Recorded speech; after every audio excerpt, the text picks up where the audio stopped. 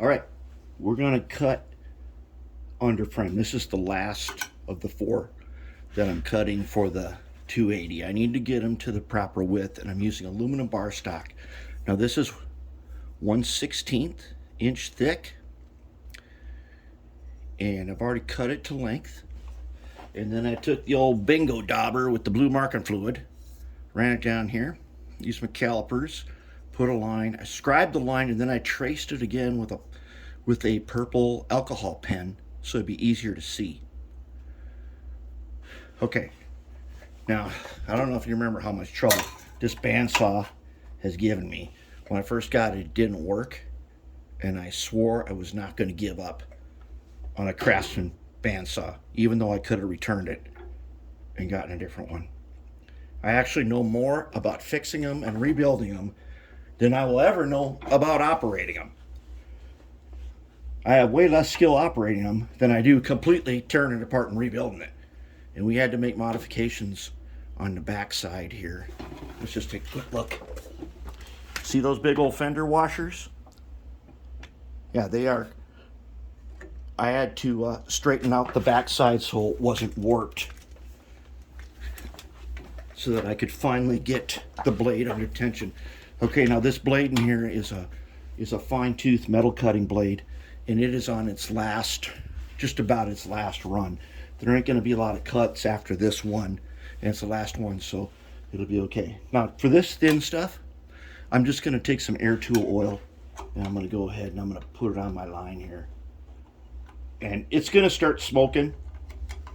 If this was anything heavier, I would use some drill chill or some cutting fluid, but just for this little piece, it's not really necessary.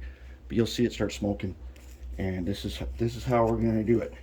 And so I've got a fence that I made here, and I have it clamped on. I don't know if you remember, but on the underside of the table here, I glued in place some blocks so that I'd have something to clamp to. So if you're trying this if you have one of these, you're trying this with your table, you may find it impossible to get a C-clamp on here to clamp a fence in place, because there's a bunch of little channels and bracing and stuff. So I put some blocks, and I can clamp to them nice and hard. So we're gonna go ahead and we're gonna cut this. And this will be the 4th and final of the 280 frames. And it's gonna get hot, and then I'm gonna use this guy here, and I'll push it through the final bit. But let's give it a try and see what happens.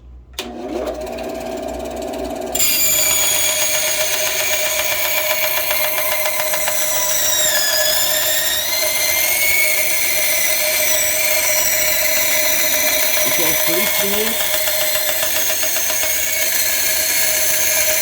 It's just the oil smoking.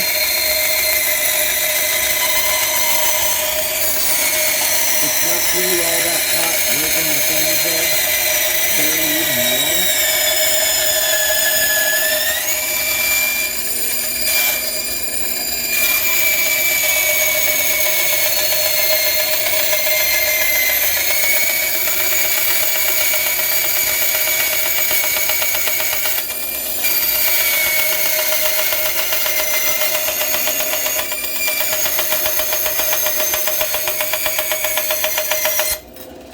That's it. And we got it. And I'm going to say this blade is probably shot now, but it has put in a lot of work. Could I cut thicker aluminum on this? Absolutely. I've cut a lot thicker aluminum on this. And for that, you want to use a real cutting fluid, a drill chill or something like that. And you can go through aluminum pretty handily with this, and even some thicker stuff. And with the, if you got patience and you don't force it, and you've got your tension set real nice, you have no trouble with Craftsman Bandsaw and aluminum.